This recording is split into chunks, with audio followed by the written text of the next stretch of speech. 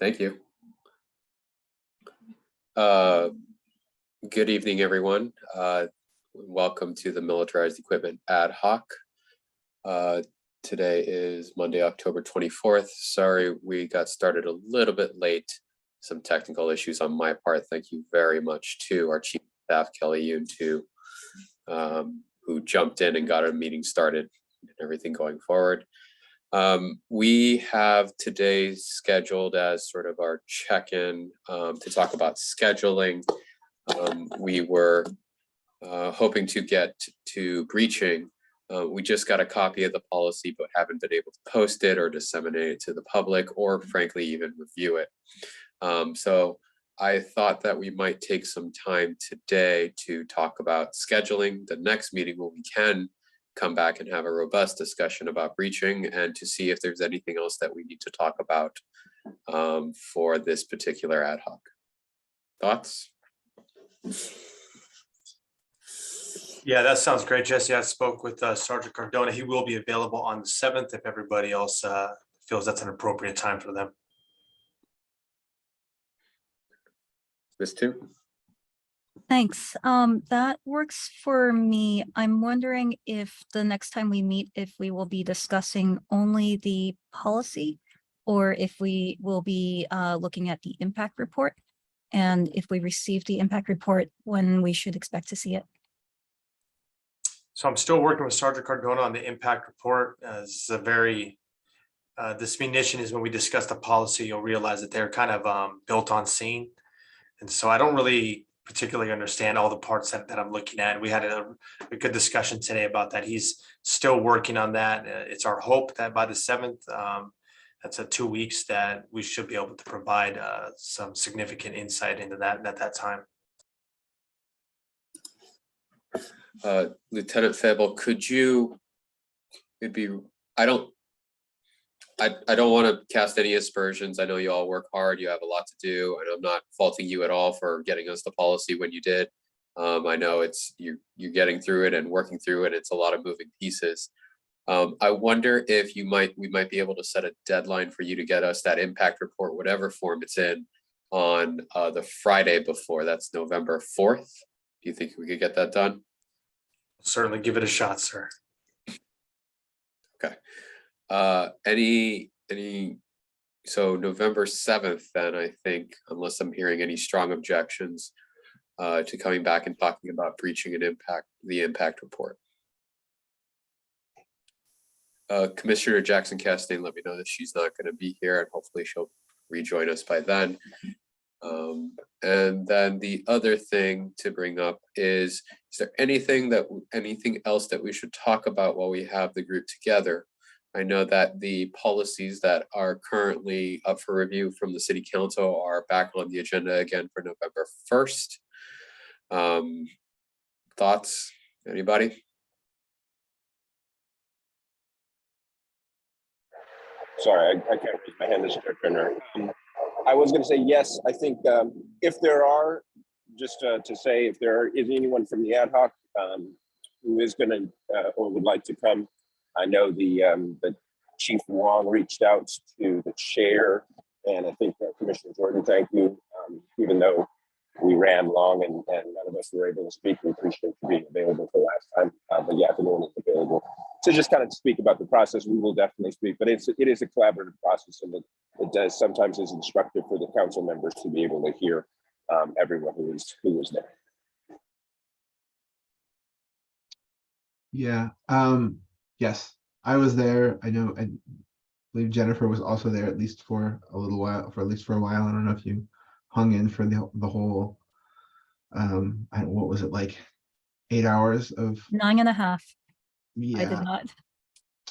Yeah. I was in and out. But that's, City Council. That's how it goes, right? It is what it is.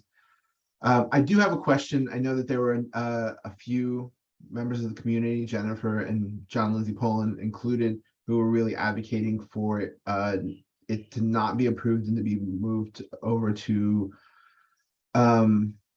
public safety. I'm curious, Jennifer, what your thoughts on now that City Council will have had significantly more time to review, do you still feel as though that's going to be a sticking point for folks?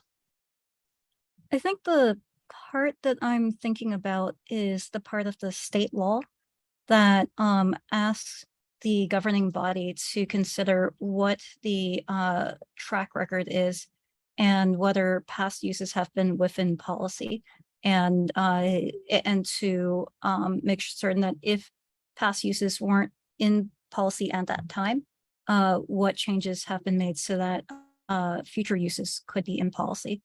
And there's that's just one of 4 requirements that governing bodies are asked to consider. And I'm not certain that that information is part of the packet that the council members have received.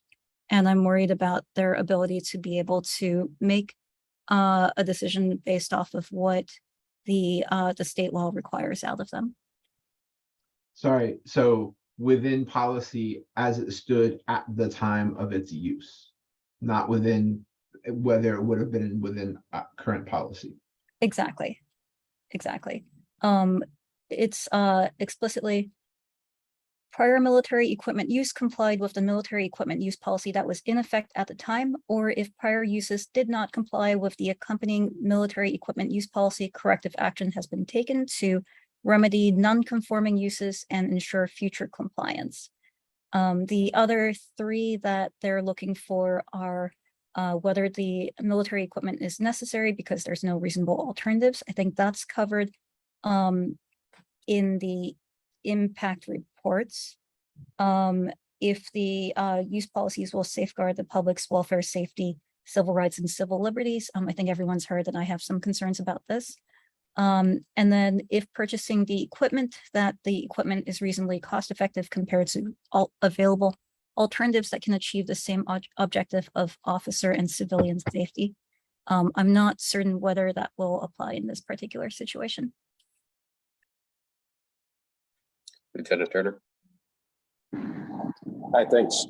So I appreciate that there are still concerns, and I understand that. And I understand that the city council is the forum to which or at which to discuss those concerns, or can be one of them.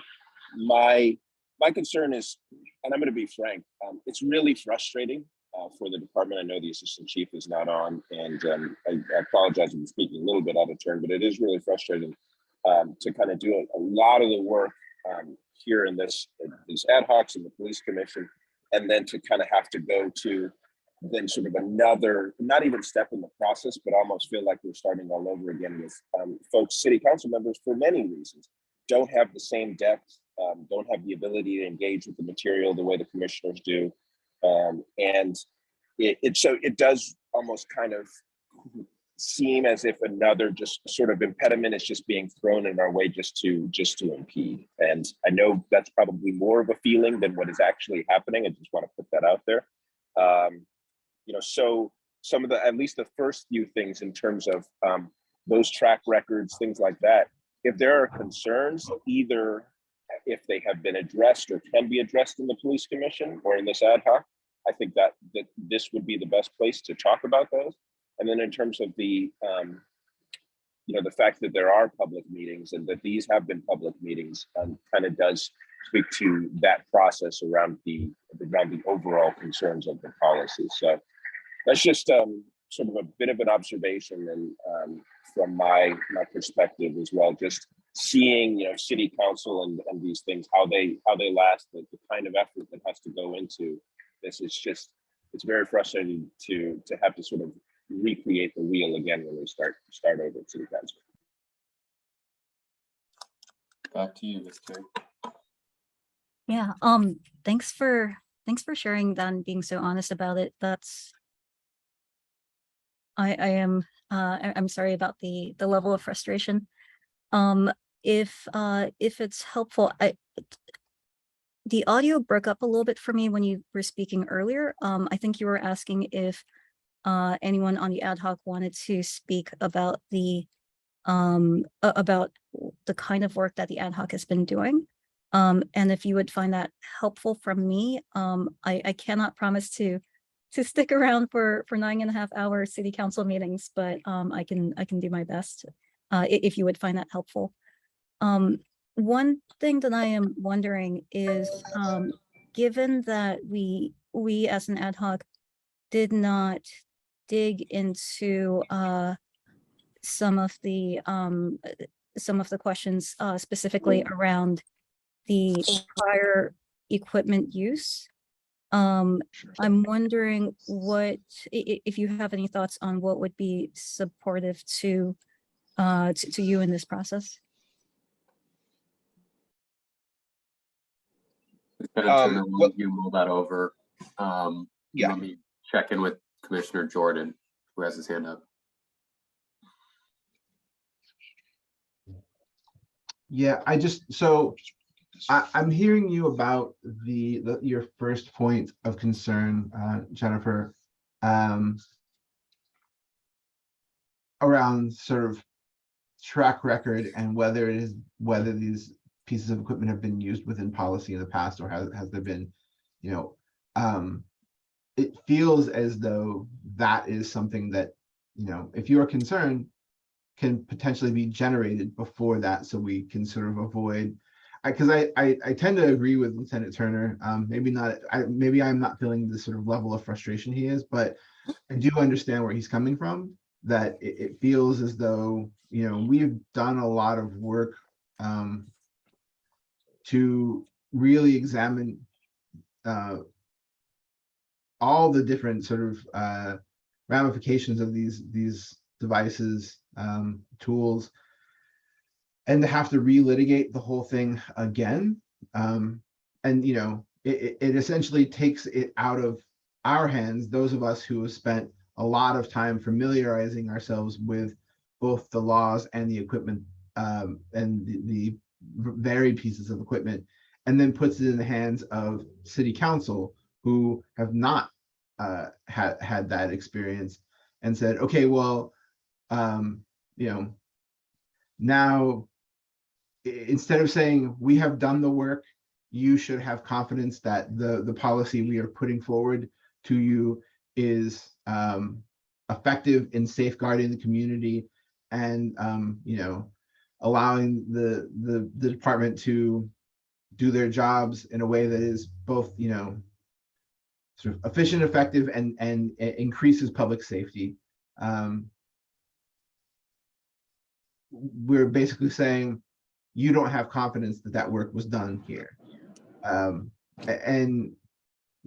that's frustrating, especially since you've put so much work into this, you and others, and to basically say, like, you're the messaging, and that this has happened before in some of the other policy ad hocs that the commission has engaged with, is that once we've done the work, we're now saying the work is done, but also you shouldn't maybe trust the work we've done. You should go through the entire process and familiarize yourselves and re-engage with that work, which seems like to kind of defeats the purpose of having a commission altogether. This is our job. If you feel strongly that the work has not been done, the place to have that conversation, I feel like, is here within the commission, as opposed to going to the next level up and saying, unsatisfied with what the process was here, let's relitigate it at the next level. And so that's my take on it. I would say, though, that it feels like, strictly speaking to the one concern around the track record in regards to whether these pieces of equipment were used within policy, seems like something that can be generated by the department in advance of the next time these policies are seen, and can be potentially added to the impact report. I know that's probably a lot of work, and I don't know to what level of detail they can address that concern, because some of these things have been around for quite a while. Helmets, for instance, and at what, how deep does the sort of data collection go on some of these items, especially the ones that are a little more sort of standard usage, like helmets.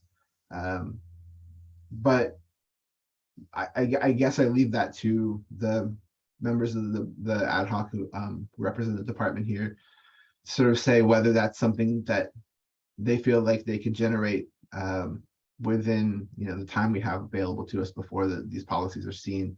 Also, and this is just sort of a personal aside, I would like to apologize to DQ for sort of what I felt like was a very unwarranted attack on him personally in that article that was published just before these policies were seen, which felt timed to cause a certain amount of chaos. And I think there is an upside to that article. I think that I think that it was reductive and moderately hysterical. This is not, I'm not criticizing Jennifer. She was quoted quite a bit. I think it was, but I think the sort of author of the article maybe was both was maybe casting too wide a net and muddying the waters around our particular piece of policy, and really buried the fact that the issue that was quoted in the headline was actually no longer up for consideration by the time the article was published. You would have had to really read carefully to even note that, and my guess is a lot of folks didn't. So both, that was a challenge for me to read that after all the work that was done here, and I think that it was probably an unfair attack on DQ, who has shown up and engaged in this in good faith. Thanks. Let me turn to Lieutenant Turner. Thank you. Yeah, so I think, we approach this in the spirit of collaboration. I really appreciate that about this group and the way that this is kind of, there fits and starts with every kind of process like this. But at the same time, I think, so in that spirit, if there's information that we don't have that would be instructive, that maybe, members of the ad hoc, Jennifer, the commissioners, the department feel like was not properly addressed, yeah, we should, and we will try to endeavor, to add that. Like Commissioner Jordan said, don't know, data collection is always a work in progress with us. Record keeping, as I think I've admitted in public and many times, is not great at the Oakland Police Department. But yeah, we'll definitely give it our best. But appreciate that. Yeah, I think Commissioner Jordan was much more eloquent in kind of voicing some of the same frustrations that I've had around some of the things that kind of came out after the process was completed with the police commission. To get to the specific points here, Lieutenant Turner, we were asked, what was being asked was how best would the department be supported in these meetings that are coming up. Do you have thoughts about that, or anyone from the department? Well, I suppose I'll start. I mean, I do. I know that Chief Wong feels a little bit probably. I'd say trepidation around representing the sort of thoughts of the police commission, which is one of the reasons we did reach out to the chair, because it is a collaboration. We do want to show where there is progress and where there's collaboration. This is what we're doing. At the same time, we're not trying to create a vision of a happy family or something that's not. Sometimes we will disagree. We will have different thoughts, but it would be, I think, beneficial to have a member of the commission as a speaker, and not just because I think maybe they might move our agenda item to a more reasonable time. Okay.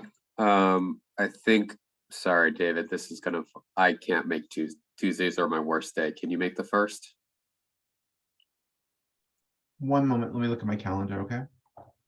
While you're doing that, let me turn to Ms. 2. I know that this maybe sounds, what we've heard tonight sounds a little bit like an attack. I'm not trying to do that, but I do want to ask you, for this particular topic, the one about the track record and about prior military use complying with the policy at the time, or if it didn't, do you have specific examples of what does or what military equipment of any of the topics, any of the items that we talked about, that has fallen outside of policy in its prior uses, specific examples that we could just pull and see what, if anything, what corrective action has been done or is being taken. Yeah, couple of things come to mind. I think one thing that could be helpful is to look at the weapons that you do have deploy logs for. And so I'm thinking the patrol rifles, probably you've got pretty good logs on those. Flashbangs, I'm guessing you probably also have pretty good logs. Same with the 40 mils. And I'm wondering if those are ones in which you have deployments of fewer than 10 a year. In which case it should be pretty straightforward. Well, should be is a funny word. I would hope that it would be a lighter lift to be able to show what the past uses have been over the past 1 to 2 years and how they may or may not fall within policy. For assault rifles, you might want to consider going a little bit further back than that, just because those are fired a little bit less regularly, and you might be able to make that distinction between firing and deploying, and the difference in the record keeping around that. Lieutenant Turner, would that be a helpful place to start, or is that asking for a lot from you? Yeah, I mean, in terms of flashbangs, I know we should have hopefully some records in terms of the deployments, because we do have to report those to the ATF. The deployment record of the rifles is probably going to be a little more spotty. I know we heard from Lieutenant Toribio talking about some of the ways that they've enhanced, that keeping track of when the rifle is deployed as opposed to when it's fired. But in terms of when they're actually used, we have a fair amount of records. I think the sort of question is, an understanding is kind of what are we trying to glean? That there have been instances where these have been used, where we kind of understand, because understanding there is a bit of a fundamental disagreement, I think, that probably is not going to be resolved, which is, and correct me if I'm not sort of characterizing it right, but the idea of around police thinking that we need these tools to be able to enhance our safety and community safety, and other members of the public believing that the militarization of policing inherently causes harm to our society, and that it should be curtailed severely, if not removed. So if we are trying to find or service some particular concern, that's something that we can deal with. If it's just sort of providing more grist for the mill, I'm not. I think there are extremely good records of these type of things that have occurred, like the use of the rifles. And I know there will be controversial incidents, including one not too long ago on 40th Street where officers used rifles and a man lost his life. We understand that, but it's at the same, well, we're not trying to dwell on it. We're also not trying to shy away from it, but we do kind of want to move towards what are we trying to find here? What's the sort of thing that we're trying to service?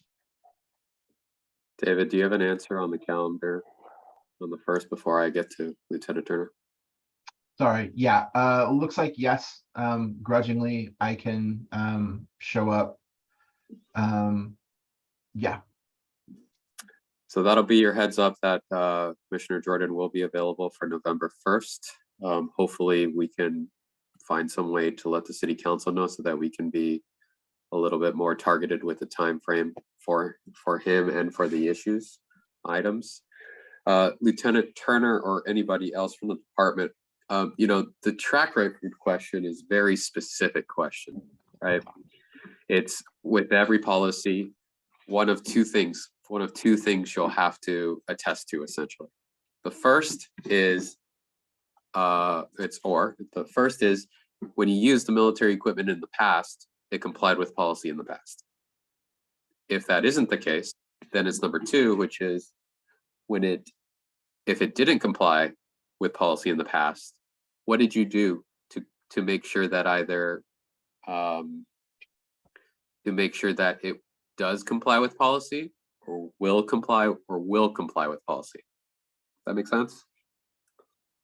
So we're not really looking for every piece of data. I think what we're looking for is, you have any of these uses, flashbangs, patrol rifles, armored vehicles that were out of policy, and what'd you do to make sure it didn't happen again?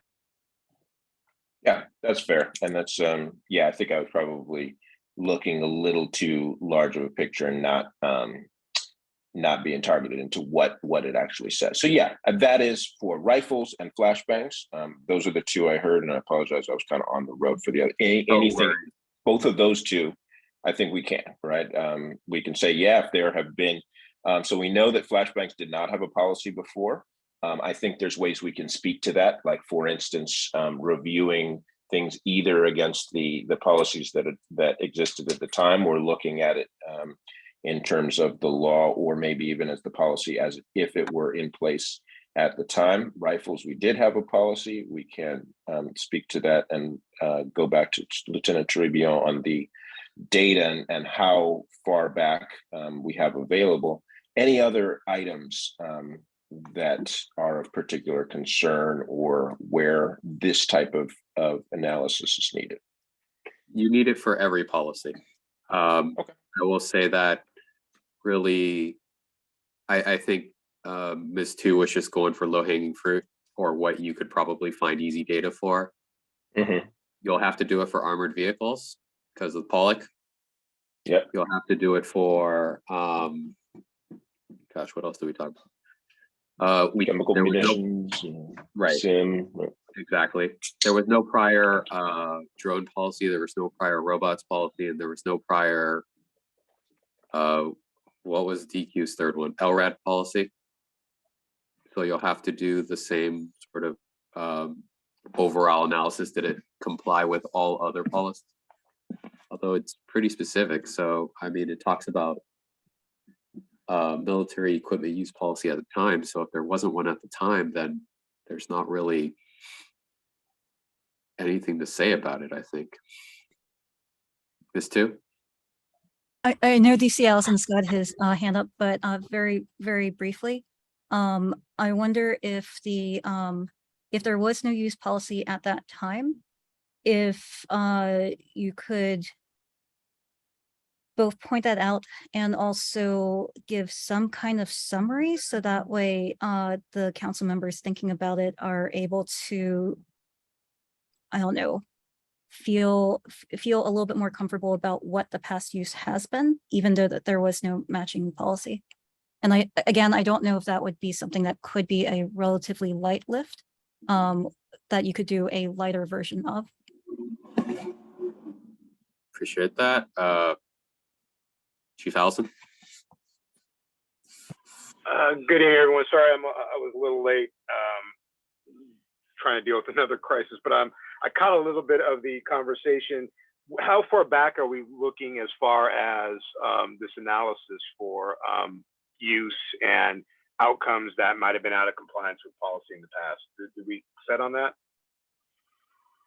The state law does not specify. I think you have to go, I think that means you have to go back as far as you have records, as far as you reasonably can. And that's, I think, where I think from the data point, and I know we're kind of up against a time element. I mean, there's some things, as everyone indicated, are pretty straightforward as far as saying flashbangs. That's ATF control. It's probably an easy one to get a quick accounting of per year. And certainly, at least in my career, I don't ever recall an out of compliance flashbang, but there's some things we simply didn't either A, have policy, and or B, did not have a tracking mechanism to utilize. I think some of the ones that would be a heavy lift would be obviously rifle deployments. And that's just because the volume of potential deployments and then how we report our use of force, because as I'm sure all aware, when we point a firearm, whether it's a pistol or a rifle at somebody, we track it as use of force, but trying to differentiate all the uses of force that were firearm points, we don't differentiate, at least until the publication of these new policies, differentiate what is a rifle pointing versus a pistol pointing. So from a time perspective and getting this done by November 1st and having an accurate account going back to kind of the very beginning of when we even start tracking records would be a pretty substantive project and lift to get that data. As I mentioned, some would be easier than others. So I'm trying to just figure out, in the end of the day, one of the things when it comes to use equipment, rifles, gas, impact munitions, things that are force applicable type devices, we're always going to have some type of report or investigation. And if there is inappropriate use of it, a corresponding internal affairs complaint that would come to some kind of resolution for either the force being out of compliance or some failure of following policy. So, certainly some of our non-force militarized equipment, like the command vehicle or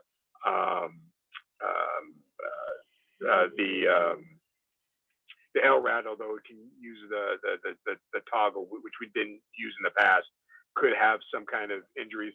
We wouldn't necessarily have a process unless there was a complaint investigation and we were investigating it and we found it out of compliance with either the manufactured use or the policy. All that to say is, I think for some of the items that were referenced here, I can think of some cases very specifically where we've had out of compliance force cases and corresponding investigations that held them out. But for some of the others, I just don't see or have any way of figuring out historically how we tracked unless it came out of a complaint. It's a lot of information and a lot of data over the course of time. And for example, the Bearcat, I know we've had the Bearcat, I want to say since 2008 or 2009, but we only recently started tracking and logging it since the armored vehicle policy. Just two. Just a couple of thoughts. One is just to get super explicit, I don't think that determining this question about prior equipment use, whether it was in policy or not, is something that's necessarily this ad hoc's job. I look at it as that's the governing body's job. And I personally view this ad hoc's job as taking a lot of different ideas from a lot of different viewpoints and coming together to find what is going to be able to best serve as many different viewpoints as possible. Stop it. You saw that. I didn't mean to. I thought that was at me. Sorry, that was No, my it's daughter. okay. It's okay. It was going to happen one of these meetings. It just happened this one. No worries, no worries. So that's how I view what the ad hoc's job is. Going back to what Chief Allison was saying, I wonder if it would be helpful for the department to present what is fairly straightforward to know, which is what the past use has been for the ones that you know of, and for the ones that you don't, explain that you don't have the data for it. And I don't know how the city council will take that, but that's the only thought I can have for how the department could approach it. So I'm going to revise my prior, thank you for that, sorry. I'm going to revise my prior statement of how far back you got to go. The way I read this, it's 70, 71, sub D, sub 1, sub capital D. I'm gonna put my lawyer hat on for a second. It says prior military use complied with the military equipment use policy in effect at the time, or if prior uses did not comply with the accompanying military equipment use policy. What that means to me is that what we're looking at as a situation is, number one, you have the equipment, and number two, you have the policy, a policy that accompanies it, which means to me that K6 patrol rifles, how long has that policy been around? The prior version. At least since about 08, maybe 06.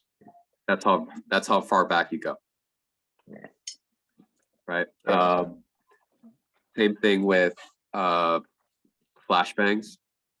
I don't think you even had a policy, or you had something that was, maybe it was chemical munitions or something that covers it. That's how far back you go, whenever that policy started, which actually probably makes the lift a lot less. And you're mainly looking for out of compliance. And when do you find out of compliance uses? When there's discipline, right? Yep. And yeah, we're so actually. I think.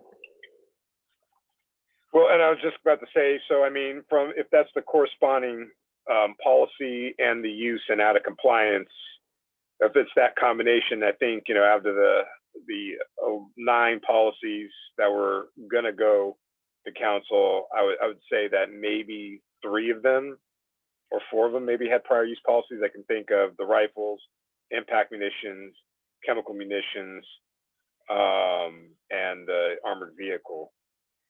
I don't think any other ones had prior use policies, other than maybe the drone policy was fairly new and recent. So, I mean, for Lieutenant DQ, that might not be a difficult thing since it's a fairly new policy, but I think everything else is fairly brand new as of this ad hoc. Yeah, and so my sense with the lawyer hat on, talk to your lawyers, right? Is that if for the things that there was no prior policy, then you just say there was no prior policy, equipment policy. And for the things that did have and you have a short summary about like the item and what corrective actions you may have taken in the last 10 years to address any issues that may have come up. Because I know even though flashbangs didn't have a policy, there was that one incident, right, with the fire, and the department has taken corrective actions. I think it's a reasonable lift to say, we didn't have a policy. This is something that happened in the last 10 years. This is what we've done to make sure that it doesn't happen again. And for the things that do have policies, well, it's either in compliance or not. And then prior uses were either in compliance or not. And if it's not, then this is what we've done to make sure that they are in compliance. We've issued discipline. We've issued more training. We have changed the policy in some way, something, right? And I think that doesn't even need to necessarily be a report, but it can be to make it clean.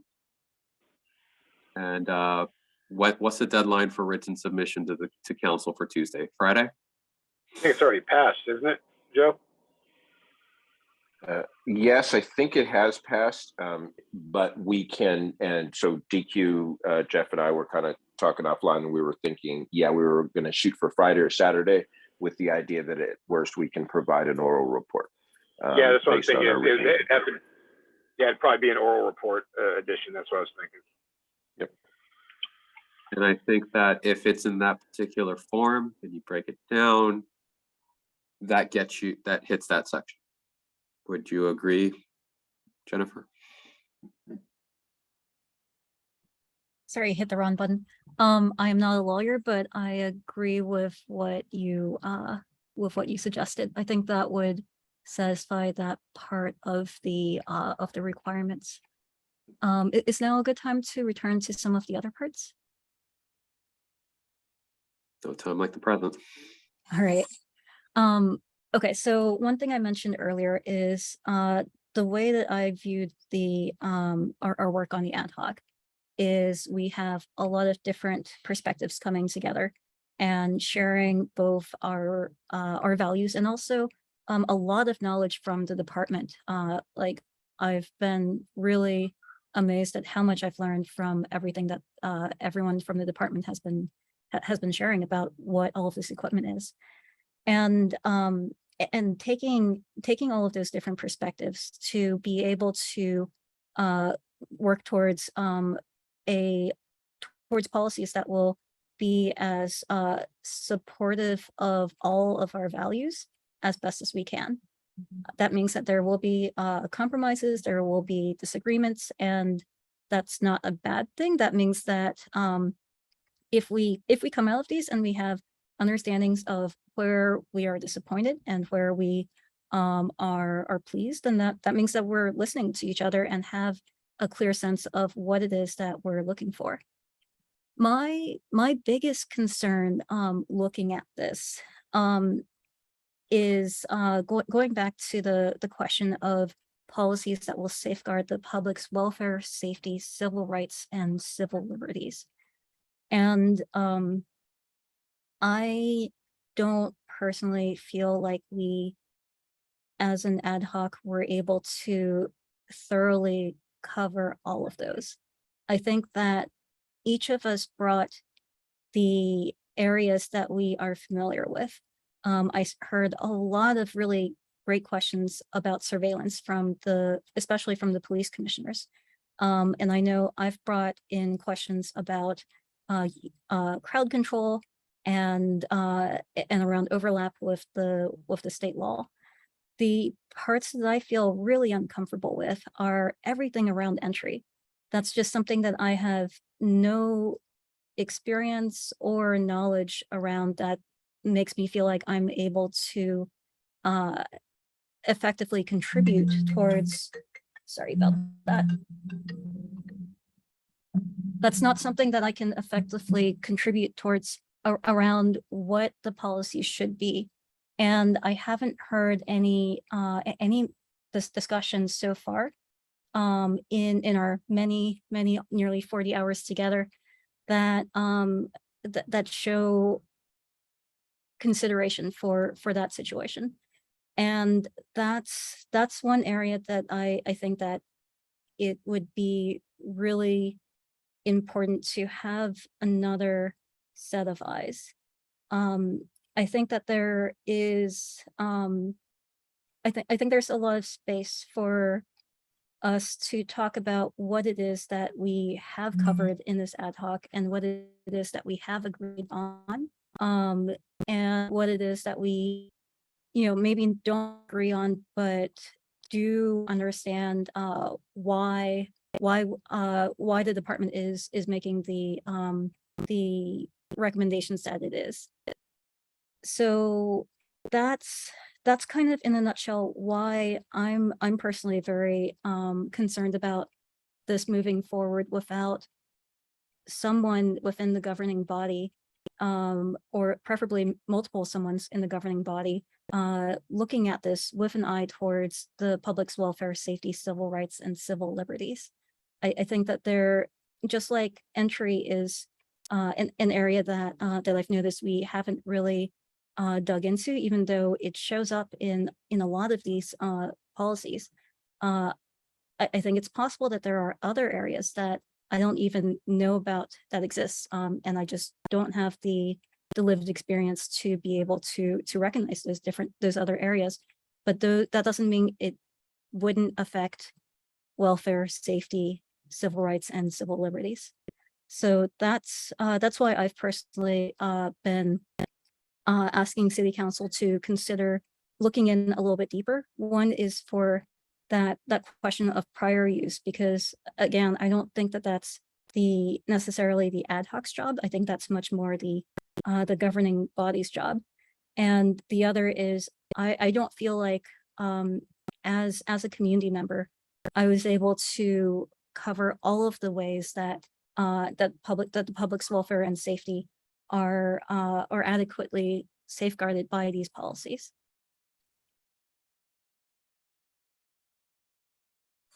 Let me start with a question of clarification. What was the phrase that you used that we haven't had much discussion about? Entry? Entry. Like entering something, entering a Right. building, entering a car? Exactly. Okay. right? Because the flashbangs get used for that, and a couple of others. And any place where you see barricaded subject, then that's going to be a entry situation. Thanks. Lieutenant Turner. Thanks. So I recognize there's some concerns. I think maybe tonight isn't necessarily the place to get into those concerns, but I guess my concern is, sort of where the best place is to talk about this. I will say I'm a staff member for a civil servant for the city. So we operate at the behest of the community, and follow the rules. At the same time, I understand that, I'm going to respectfully disagree that I don't think the city council is the best place to talk about that. I mean, when we're talking about the city council, they are doing, trying to deal with, a raucous election season, a bunch of their business, a homelessness situation that everyone is talking about, hitting the governor's now extremely stringent requirements on housing that are really difficult. And then to say that, hey, by the way, you've also got to become conversant in the language of policing and these details. This type of information and these disagreements, I think, are what the police commission itself was created for. I think if we are too literal with the law and saying that the governing body is the only one that can pass any judgment, it does kind of, I don't want to use the word maybe emasculate, but just sort of remove some of the authority of the police commission and lose a little bit, I think, to what Commissioner Jordan was saying of the work that not only ad hoc, and I understand the ad hoc is different, but the commission itself, there was, when there were concerns about something, and there were concerns we saw with the robots, there was no hesitation from the commission on sending it back. So I do think there is space to talk about these concerns. I think they are valid concerns that need to be talked about. I just would disagree that the city council, even the city council's public safety committee, is the place to talk about that. And I think that the city council itself recognized that when it passed OMC 9.65 and basically made the commission as the one to look at these. Understanding though that the will of the commission and the city council is what the civil servants of the Oakland Police Department will ultimately follow. I'm going to give just a moment to see if anybody else wants to jump in with any comments before I offer some thoughts.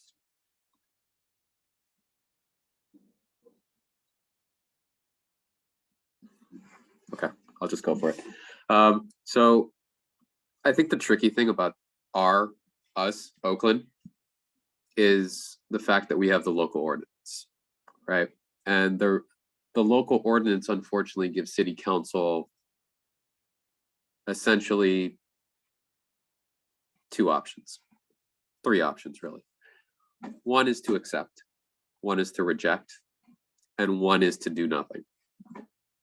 It does not provide an opportunity for city council to sort of deliberate or tinker additionally. And in that way, the local ordinance does seem to essentially defer these questions to the police commission and defer these questions to the ad hoc.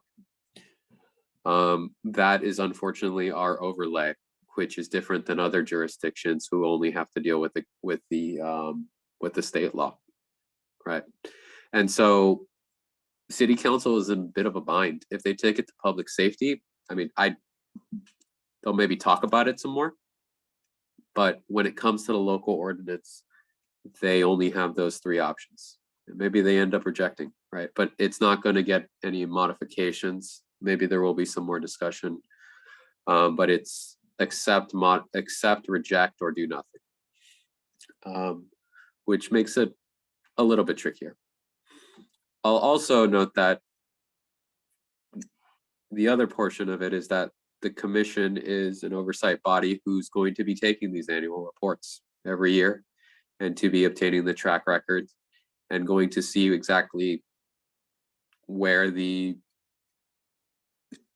I don't know the exact term, but hotspots, controversial issues, or we're going to see where those places are. We're going to see if there are issues with entry. We're going to see if there are issues that come up with the assault rifles being pointed too often, right? We're going to see armored vehicle deployments. We're going to get these annual reports, and then we're going to say, well, something about this policy isn't working. Something about this policy is giving us a concern that, it makes us feel like the public's civil liberties aren't being safeguarded. And we as a commission have taken on the responsibility of sort of monitoring and making sure that that happens. So it's not a set in stone type of thing. It won't be the last word by any means, because it's going to be, and both the state law and the local ordinance have made it an iterative or continuous process, a repeating process that we're going to see every year. And we've signed up and committed to watching and ensuring the protection of the community. It's not a perfect system by any means. And if we continuously strive for perfect, well, we're probably never going to get anything done. We can do as best as we can and then go from there. That's sort of my thoughts on the subject. If I can add, yeah. Sorry, if you're not done, please continue. I was just going to say that, I think that we're all thinking about those four things. And I think many of us are thinking, at least the civilian commissioners and community members are thinking a lot more about civil liberties and welfare than we are thinking about public safety sometimes. Right. And sort of have that thumb on our scale on that particular side. And so I wouldn't say that we haven't been thinking about that. We don't have every perspective, but certainly that's what I've been thinking about as we've been going through these meetings. Sorry, Commissioner Jordan. Yeah, no, I totally agree. I mean, I am here for those reasons. I am not specific. I mean, there are other people who are specifically tasked with being concerned with improving policing, investigations, and public safety. That is not specifically our job. Ideally, we don't hamper the police department's ability to maintain public safety through, sort of writing policies that are not informed by the realities of policing, which is a potential. We've seen that already in some of the policies that the commission has put forward around reporting. Severely, challenge the officers, rank and file officers, in just sort of standard reporting and the sort of reporting burden, administrative burden, made them less effective. That's a thing we learned from. In developing this ordinance, our conversations were really sort of, for me, my focus was not necessarily around setting these policies. Of course, that is part of it. And it allows us to sort of open the books and really look at these policies or develop policies where they did not exist. Set a baseline, set a floor to work from. But really my concern was, and I think a lot of people's concern when we talk about militarization of police, is managing the future-proofing the way in which new equipment is added to police departments. Because this is iterative, because we have created oversight where there really was not, we will get another bite at the apple. It may not be this particular group. This may be something that happens further down the line. But to my mind, when we were talking about this, my concern was, what does technology look like that, thinking about the way technology has migrated from combat usage to policing over the last 100 years. say, or at least since, say, World War II, Vietnam. I don't know. There are things being used for policing that were created in that era that I would have loved to have never been applied to policing personally. And we now have the opportunity to say, no, let's stop and think about this. Just because it's available doesn't mean we should access it. We now have the power here to do that. And to me, that is maybe the most important power that the ordinance provides. And so while I do hear your concern that we don't, that potentially we haven't examined every potential element, some of those things are unfortunately going to learn in practice. As Commissioner Shea said, that in review, we are going to learn, because it is impossible for us to think about every single potentiality of usage of these tools. And so, though I really do appreciate your wanting to be sort of as I don't know, all-encompassing as possible, I don't necessarily agree that that's, and I also agree that maybe that's not even possible given the way the ordinance is written. That's all I got.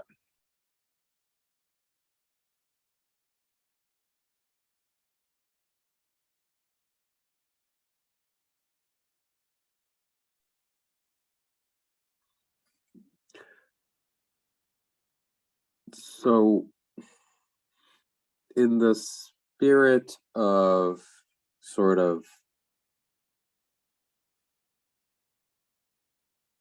hearing about or knowing all the different perspectives, sorry, that's not the right setup. Because I think that what is important is hearing, I do think it's very important to hear every perspective and take into consideration all of those things. The time and place for those things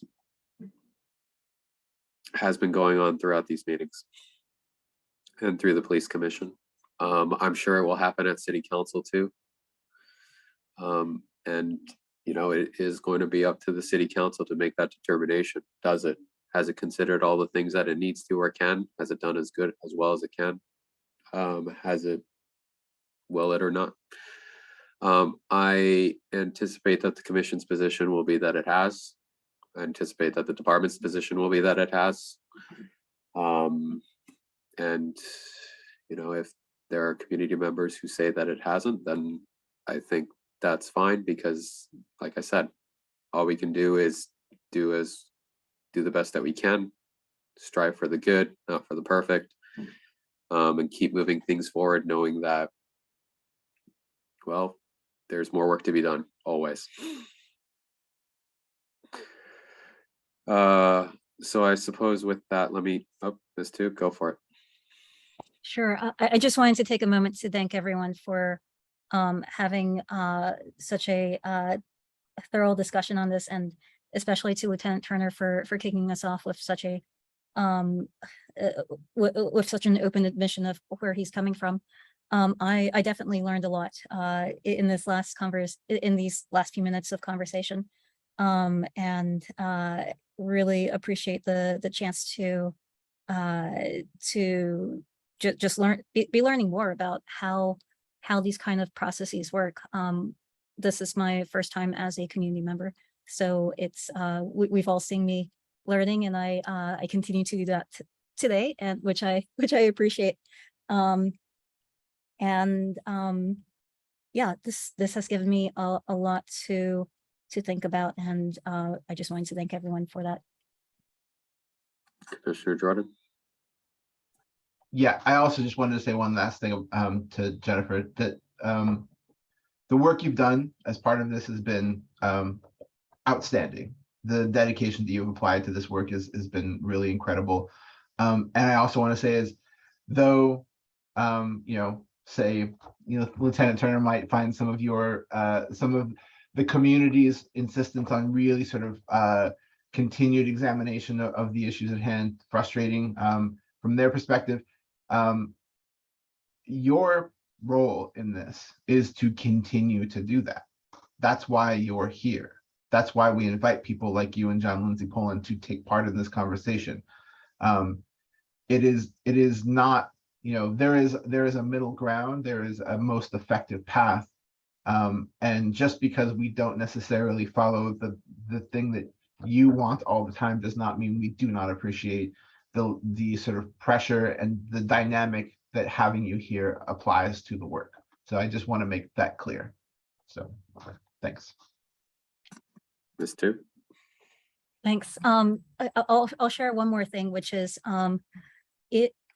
So but before this ad hoc, I had never read any of OPD's previous policies, and learning about the crowd control policy and learning from Lieutenant Thomason about it was really transformative for me, because that policy in particular, you can see the pain of learning, and you can see how so many changes in that policy resulted from some kind of a trauma or hurt that was experienced by a member of the community. And that's something that really inspires me to be very, very thorough, because what I think about is, if I dig a little bit deeper here and now, it's kind of annoying. I find it a little bit annoying, but what if that means that someone later never experiences that harm that results in probably litigation? But it's not even the litigation I care about, but what if there's some way for us to do the work, and by me taking up space and speaking up, that we can prevent those situations in which someone unnecessarily experiences harm and is able to live their life the way that they were going to before whatever led to their contributing towards the crowd control or other OPD policy. And so I hope anytime any of you are getting a little bit exasperated with me, myself included, that you bear that in mind. Of that's where I'm coming from, is I hope that my contribution is going to be something that no one is ever going to be able to see, because it means someone doesn't receive a harm that might have happened instead. Lieutenant Turner? Thanks. I do want to second what Commissioner Jordan was talking about in terms of, I think he really encapsulated the idea of a good creative tension that exists here. We are operators, executive branch operators who administer and do not legislate. And because of that, we have a tension around the idea of we're always trying to operate with the sort of least restrictions, the most permissiveness, the most ability to let our discretion lead us to the outcome we think is best.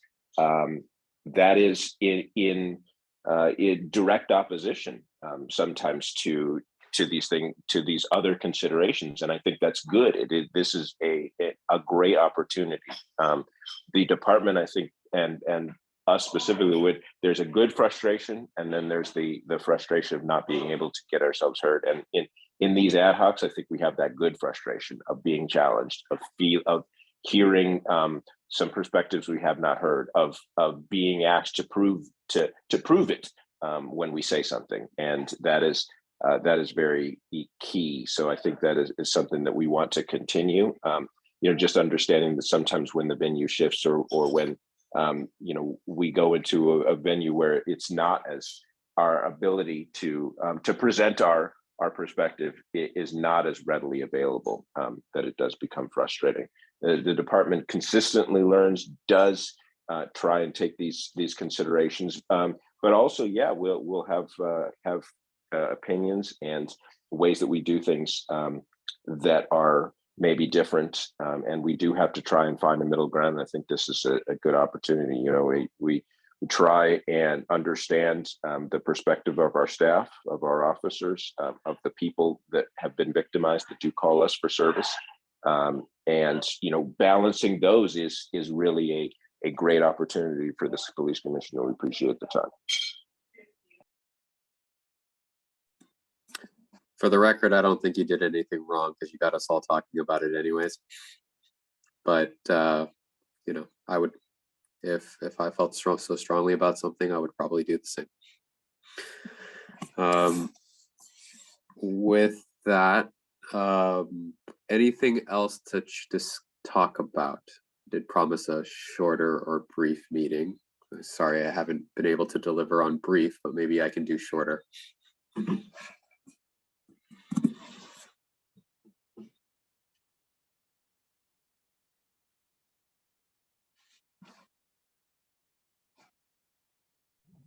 Just to check in on scheduling, we're looking at I think you said the 7th for when we next meet, and the 4th for when we'll see the impact report. We're aiming for the 4th. Aiming for the 4th. Yep. And then I should all have a copy of the breaching policy that I emailed out, and we'll post it to the website so the public can take a look as well. Just one more pregnant pause. Okay. Thank you all. Great discussion. Please let me know if there's anything, any other topics. I actually took a personal holiday on Wednesday so that I could do a commission day. So let me know if anybody, department, community needs anything, figure it out. And thank you all. Have a good night. Thank you, everyone. Appreciate you all.